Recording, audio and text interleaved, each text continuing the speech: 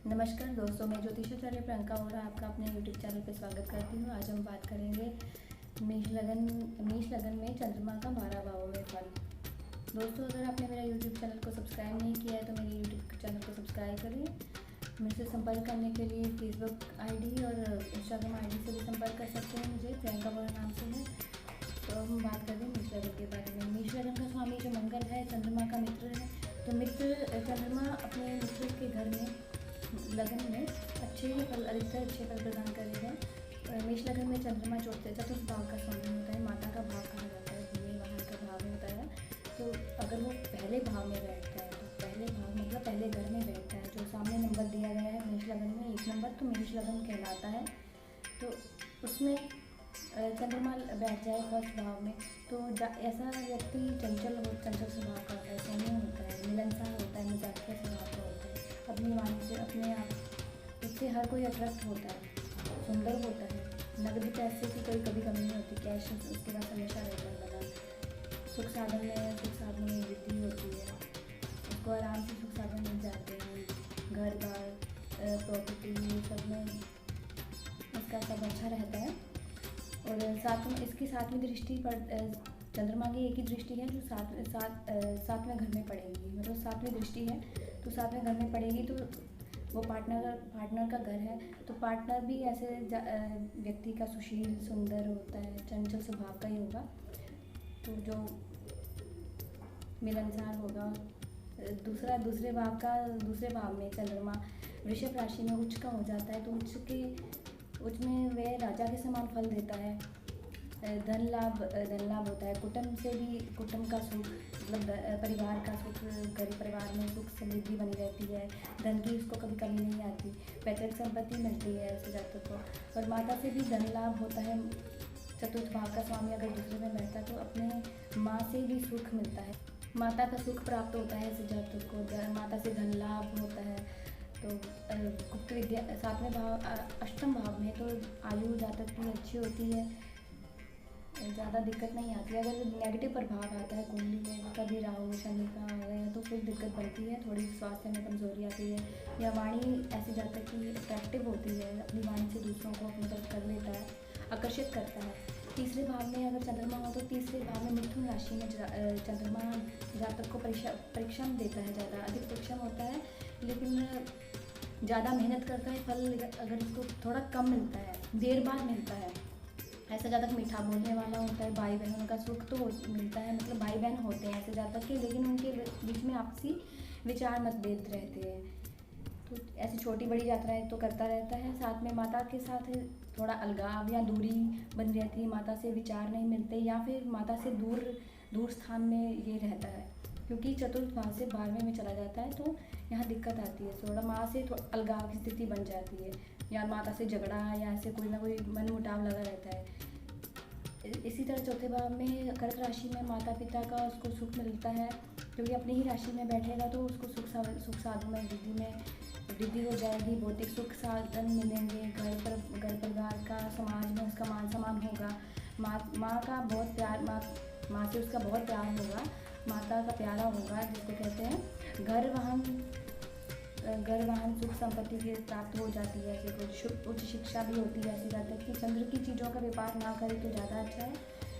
राजनीति में इंटरेस्टेड होगा, रोजगार भी इसको आसानी से मिल जाते हैं, जल्दी प्राप्त होते हैं। छोटी आयु में सक्सेस कर लेता है अपने आपको, व्यापार में ज़्यादा वृद्धि होती है। ऐसे जाता है कि 5वें भाव में अगर चंद्रमा हो तो सिंह राशि में, मित्र राशि में रहेगा, लेकिन अग्नि तत्व राशि में होगा तो फल में इसकी कमी आएगी। जातक आदर्शवादी होगा, वकील उच्च शिक्षित होगा, वकील बन सकता है। ऐसा जातक सीए होता है, उच्च शिक्षा ग्रहण करता है, माता का साथ मिलता है शिक्षा में, इसको माता से धन लाभ प्राप्त होता है। माता को भी माता शिक्षित होंगी, माता अगर टीचर हो सकती हैं। ऐसे जाकर की संतान भी उच्च शिक्षित होती है। ऐसे व्यक्ति की ज़िंदगी में काफ़ी ऊंचाइयों को छूती हैं। व्यापार में इसको लाभ होगा, क्योंकि 11वें घर में देखता है तो व्यापार से इसको धन लाभ अधिक होगा। छठे भाव में अगर चंद्रमा हो तो माता को इसमें दिक्कत रहती है। माता को कुछ स्वास्थ्य में संबंधी प्रॉब्लम आती है, या अपने उनके ननिहाल में कोई दिक्कत रहती है। इनके मतलब व्यक्ति के ननिहाल में दिक्कत रहती है, कोई ना कोई वाद विवाद बना रहता है, प्रॉपर्टी विवाद, इनको प्रॉपर्टी विवाद रहेगा, कोर्ट कचहरी के चक्कर काटने पड़ सकते हैं और थोड़ी परेशानियां ज़्यादा बनी रहेंगी, तो फिर परेशानियों के बाद इनको सफलता मिलेगी। मतलब यहाँ पे इसको छठे भाव में चंद्रमा होने से थोड़ी मानसिक टेंशन ज़्यादा देता है, यात्राएं अधिक करवाता है, कर्ज की समस्या बनी रहती है, जातक ज़्यादा खर्चा करता है, ज़्यादा खर्च हो जाते हैं, जितना कमाता है उतना खर्च भी हो जाता है। तो चंद्रमा की दशा अंतर्दशा में थोड़ा इसको ये प्रभाव ज़्यादा रहेगा। विल पावर में थोड़ी सी कमी आ जाती है। ऐसे जातक को गुप्त शत्रु रहते हैं, लेकिन सामने बोलने वाले नहीं होते हैं ऐसे जातक के। और सातवें भाव में अगर तुला राशि में चंद्रमा होने से मन मुताबिक इसको बढ़िया अपना पार्टनर मिल जाता है, जो भी ये चाहते हैं तो उन्हीं के हिसाब से उनको पार्टनर मिल जाता है। पैसे की कभी कमी नहीं रहती। शादी के बाद इनका भाग्योदय होता है, अपनी पत्नी से धन लाभ होगा, व्यापार और पार्टनरशिप में इनको फ़ायदा मिलता है। तो अगर लगन को देख रहे हैं, चंद्रमा यहाँ बैठ के साथ में हाउस में बैठ के लगन को देखता है, तो अपनी जितनी अगर थोड़ी सी भी मेहनत करता है इनको अधिक फल प्राप्त होता है।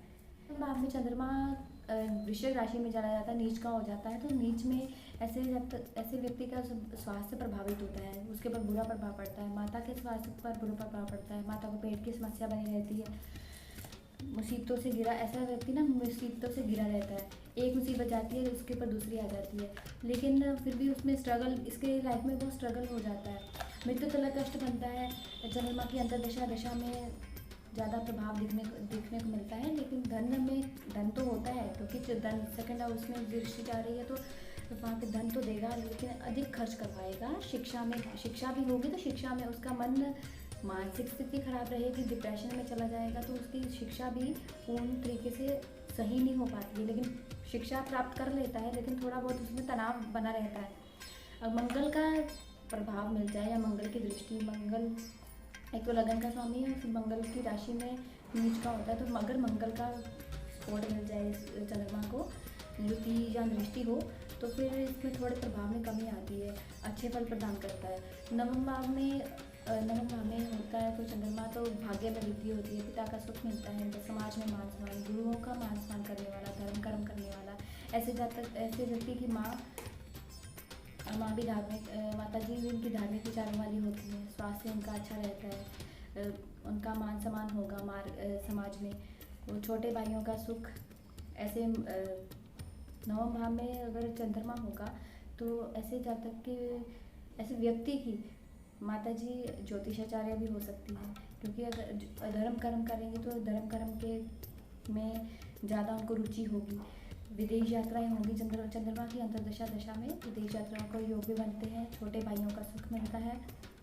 दशम भाव में अगर मकर राशि में चंद्रमा बैठेगा तो यहाँ विश्व निर्माण करता है थोड़ा, क्योंकि वात पित्त की समस्या बनाएगा। यहाँ शिक्षा तो अच्छी होगी, लेकिन इस जातक को स्ट्रगल ज़्यादा करना पड़ेगा, व्यापार से ज़्यादा लाभ प्राप्त होगा।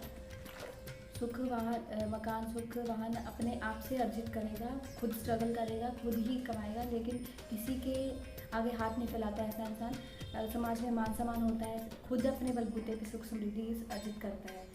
11वें भाव में होगा तो संतान शिक्षित होती है, ऐसे जातक की सुख सुविधा में वृद्धि होगी। मित्रों में बड़े भाई का भी साथ मिलता है।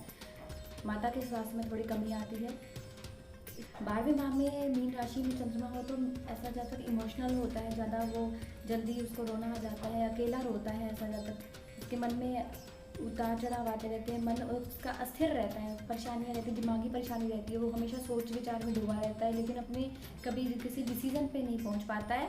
रात में उसको नींद कम आती है, उसको ऐसे व्यक्ति की ना सोच ज़्यादा बनी रहती है, सोचता रहता है, लेकिन वो कर नहीं पाता अपने डिसीजन पे, किसी भी कार्य को पूर्ण नहीं कर पाता। बीमारी कर्ज शत्रु बने रहते हैं। मौसम चेंज होते ही उसको कफ की प्रॉब्लम समस्या शुरू हो जाती है। चंद्र की अंतर्दशा में उसको ज़्यादा दिक्कत आनी शुरू हो जाती है, स्वास्थ्य बिगड़ जाता है, डिप्रेशन में चला जाता है। ऐसे विदेशों से इसको लाभ होगा, विदेशों में इसका भाग्योदय होगा। ऐसे सामने गुप्त शत्रु रहते हैं, लेकिन इसके सामने बोलने वाला नहीं होगी, इतनी हिम्मत नहीं होगी कि इनके आगे सामने बोल जाएं, लेकिन इनके पीछे से पीठ पीछे बोलने वाले होते हैं लोग। तो वो प्रभाव देगा 12वें घर में अगर चंद्रमा रहेगा तो। ऐसे ही अगर किसी भी घर में 12 घरों में किसी भी घर में चंद्रमा के साथ राहु शनि की युति या इनकी राहु शनि केतु की युति या दृष्टि पड़ जाती है तो वहाँ उनको इसके प्रभाव में कमी देता है, इसके फल में कमी देता है, अच्छा फल देने में उसको कमी आती है। तो इसलिए आपको चंद्रमा को मजबूत करने के लिए मोती धारण करना चाहिए। चंद्रमा को मजबूत करने के लिए आप उपाय के तौर पे शिव की उपासना कर सकते हैं, शिव चालीसा और महामृत्युंजय का जाप कर सकते हैं, ओम नमः शिवाय का जाप कर सकते हैं, रुद्राभिषेक करवा सकते हैं, महाशिवरात्रि और सावन के महीने में आप करवा सकते हैं। इसी पंचामृत से अभिषेक डेली भी कर सकते हैं, दूध से शिवलिंग को स्नान करा सकते हैं। अगर आपको अपनी कुंडली से अधिक जानकारी प्राप्त करनी है तो मुझसे संपर्क कीजिए। मेरा नंबर इसी वीडियो के नीचे दिया गया है, तो आप मुझसे संपर्क कीजिए। कुंडली बनवानी है, दिखानी है या किसी और समस्या का समाधान चाहिए तो मुझसे संपर्क कीजिए। आपका दिन शुभ हो। जय माता दी दोस्तों।